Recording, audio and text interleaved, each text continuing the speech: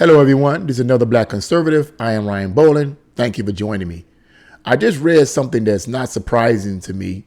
The former NBA basketball player by the name of Rex Chapman.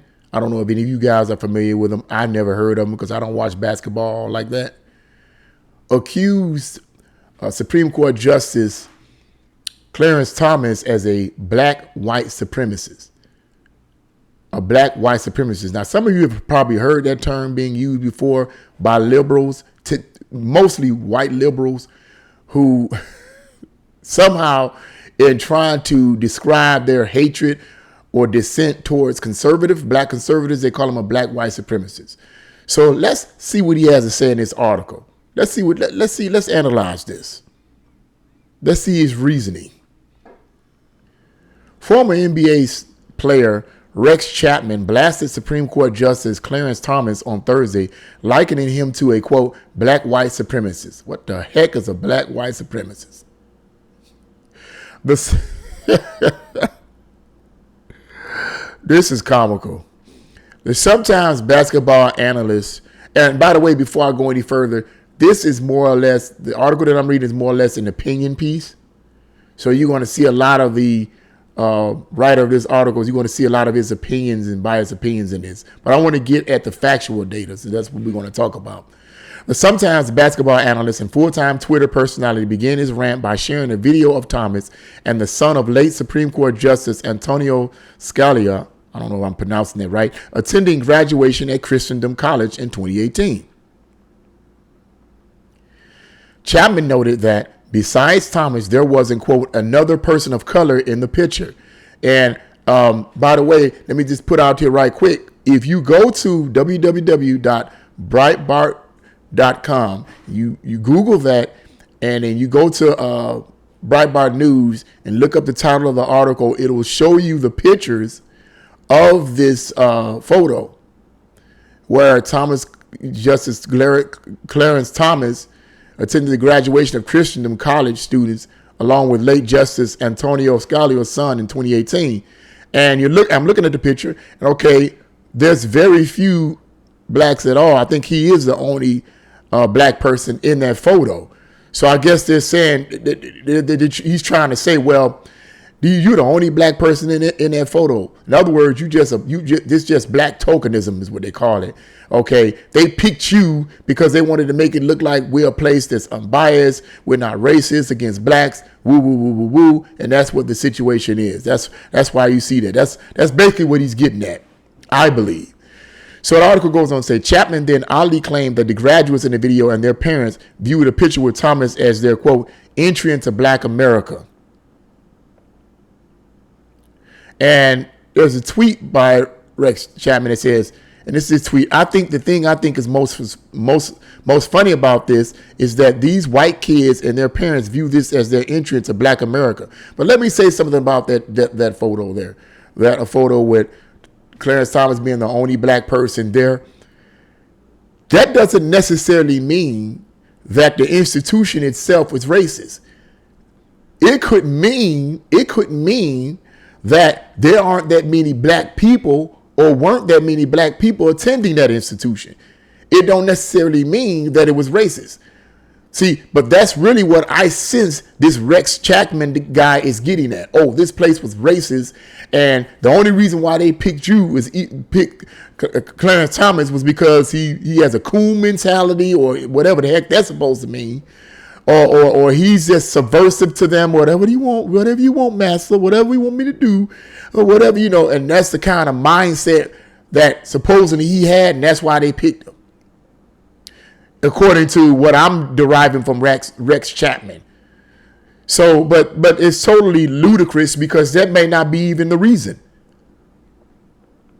And then he says, from there, Chapman attacked Thomas's credibility and standing as a black man by saying he would never last in an NBA locker room. And this is what Rex Chapman tweeted. Now, whether the tweets are still on there or not, but this is what, according to this article, says he tweeted. Clarence Thomas would last 20 to 30 seconds in an NBA locker room. What is that supposed to mean? Let's read on. Chapman then dogged Thomas further by repeating the racist trope that all black men love basketball and criticized Thomas for not attending NBA games. Does Chapman believe that being black automatically means you should love basketball and go to NBA games? Of course, that's the question that the writer of this article is posing, so that's why it's opinionated. So Rex Chapman tweets, "Why have you never seen Clarence Thomas at an NBA game, as in ever?" Now, let me say something right off the bat. This is about all I'm going to read right here in this article. You can read the rest of the article on your own free time, because that's all I need to know and read on that. First of all, that's clearly a stereotype. And it's interesting to me how the left is allowed to portray blacks in stereotypical ways, and no one says anything about it being racist. But let a black conservative, or a white conservative, but a black conservative for that matter, mention the high crime rate. The blacks have the highest violent crime rate. Blacks have the highest abortion rate, and all these things that are in the blacks have the highest rate of single parenthood. Mention those type of things, and we're called coons. Well, that's just a stereotype. That's not a stereotype. What I just named is not stereotypes. Those are facts, listed facts in the black community. Those are facts, not stereotypes. But black conservatives are deemed coons and sellouts and using stereotypes to describe certain aspects of the black community. Those are not stereotypes. But what this person just said is a stereotype. And proof of the fact that it's a stereotype about blacks automatically supposed to like basketball, at least that's what he inferred clearly, is asinine to say the least, because I'm not into basketball. I said that earlier in the video. I never was into basketball. From my teen years to now, I never was into basketball. I was always the odd man out. Had nothing to do with my race, had nothing to do with my color, any of that. It just had to do with my personality. Ryan Clifton Bowling. People don't like it, tough. I could care less what people like. This is who I am. This is what God designed me to be. This is who I am. This is what I like. If people don't like it, like my former biology teacher used to always say, if you don't like it, that's tough.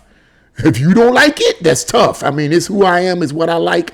And I don't have to like basketball or like any sport that's supposed to be what black people like rap music or hip hop music. I've had people accusing me of not being black, or saying things like, you ain't no real Negga, the N word. You ain't no real N, because I don't like hip hop, or I don't listen to hip hop. So I'm not a real black person, basically. That ain't the way they said it, but you know what I'm talking about. And whenever I come across them to try to challenge them, they always want to walk away, because they know that what they just said was stupid. Because what's that got to do with race? These type of things, what it seems like is that a lot of these aspects, such as hip hop music and basketball and boxing, seem to be prevalent in the black community, is because those are the avenues or subjects that are pushed in the black community the most. Back in the early history of America, after the Civil War and after the Emancipation Proclamation, when blacks were freed in the early 1900s, 1920s, 1930s, 40s, and 50s, and even up into the 60s, but I would say mostly between 1920s to the 1950s, blacks were mostly concerned about intellectual processes, being doctors and lawyers and politicians and teachers and those type of things. Those were the type of subjects that were pushed and promoted the most in the black community. Now it's boxing, it's basketball, it's hip hop music. It's these things that are being pushed among the black people the most, and that's why it seems to be more prevalent among blacks. It isn't because blacks are more inclined to play basketball because they're designed to play basketball, or designed to box, or designed to sing hip hop music. That's not it. It's not in their DNA. It's just that's just what's promoted towards blacks the most. And it's, in my opinion, a shame, Because what that does is it limits black people's perspective, because collectively it limits the perspectives of black people and gets them into this mindset that that's the only thing they can accomplish in life is to be a rapper, a boxer, or a basketball player, or even a football player. It's always in the sports. Nothing wrong with that. My son is into basketball. He wants to be a basketball player. But I always tell my son, and I told him, I said, I'm in full support of what you're doing, son. But I always suggest to him, keep your options open. Keep your options open. So if that doesn't work out, you have other things to fall in. You have other things to fall back on. I also challenge him intellectually. I also ask him questions. What did you learn in school? What did you learn in math? What did you learn in history? What did you learn in social study or whatever if you want to call it social studies? What do you learn in science? And if you give me some woke mess, then I correct it right away because I know what's going on. And if that makes me sound arrogant, tough. Yeah, I'm just sounding arrogant. I study. What's wrong with that? You know, is that a crime? Is that a sin to study and read? I don't think so. So I try to pass it down to my son like a good father's supposed to do. So I always try to help him, suggest to him, keep your options open. Because it's not just limited. You, as a black person, you're not just limited to basketball and hip hop and boxing. There's other things to explore, like blacks explored in the early history of this country. So the statement that this person said is stupid, is limited, and is blind. But I'm not surprised because that's what white liberals tend to always do. I'm going to close this video on this. Malcolm X said this, and I'm paraphrasing his words. He said, the conservatives and liberals both want power. He said both want power. Now, he believed that the Republicans and conservatives were racist towards blacks in a different way. I don't believe that, but I'm just, nevertheless, this is what he believed. But he believed they were racist towards blacks in a different way. But he said with liberals, with white liberals, he said that what they do is they pose as the friends of the blacks. They shake the black man's hand and say, hey, I'm for you. I want to help you. I want to do this and that. And all this time they're using the black person as a tool to promote their political agenda. And that is absolutely true. And he said that way back in the 1960s, for crying out loud. Malcolm X was eloquent on that before most people even knew anything about the Democrats. Okay? Before he even knew anything about, because that's what it is. It was and is the Democrats. He was on it before anybody else was on it. And he was more pro-black than anybody that I know. But he knew white liberals were fake. They shake your hand, but in reality, they really were condescending. They were condescending to blacks. Every time they talk to a black person, I always got to feel like they talk to a black person in a way they sympathize with the black man's plight. Oh, I feel so bad with you with a black person's plight. I feel so bad for you. I don't need anyone to feel sorry for me. What are you feeling sorry for me for? Let me say this and I'm going to close on this video. This was like during Trump's first couple of years as president. Black Lives Matter. This is after the incident too, that with the George Floyd incident. Black Lives Matter came to our city in Cleveland and raised a lot of hell. And I just started working in Tower City, and they had damaged up the front and top, broke all the windows, and everything got boarded up. So my supervisor took me and my partner off the bike and had us just inside escorting people to different places inside the mall. So there's one woman, and she meant well. She didn't mean any harm by it. She meant well. So I don't want anybody to misinterpret this. Caucasian lady, she walks up to me and she's like, I feel so bad. I feel so bad for you, son. I'm praying for you. I feel so bad. And I'm looking at her like, what is she talking about? And she said, I feel so bad. I feel so bad for the plight of the black man in this country. And I don't remember saying anything to her. I think I may have said, well, ma'am, you don't need to feel bad. I'm perfectly okay. Something along that line. I did say something. I said, well, ma'am, what are you feeling bad for? I don't feel, what are you talking about? And she walked away with this look on her face like, oh, he don't feel like I'm feeling, and she walked away. And my point in trying to communicate is the fact that what do you feel sorry for me for? Black people today in America are not victims. I don't believe that. We're not victims like the Democrats want us to feel.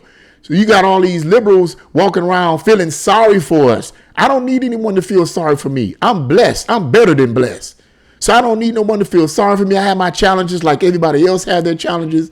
But I am what I am and who I am by the grace of God. And I've come a long way. I don't need anybody to feel sorry for me. I am who I am. And I like what I like. And if people don't like that, then that's just their choice. Okay, I'm 53 years old. I only been doing this YouTube channel for a little over a year. So I'm only making my way. But I've been this way for years. So I am not trying to prove anything to anyone. I've already proved it. And the more you listen to anyone bother to listen to my videos, the more you're going to understand who I am and what I really stand for, that I've been standing for all my life. So that's just what I wanted to say about this. The things this guy said was ridiculous, foolish, and in my opinion, racist. What do you guys think? Leave your thoughts in the comment section below. Like, share, and subscribe to this video. God bless you all and see you again on another Black Conservative.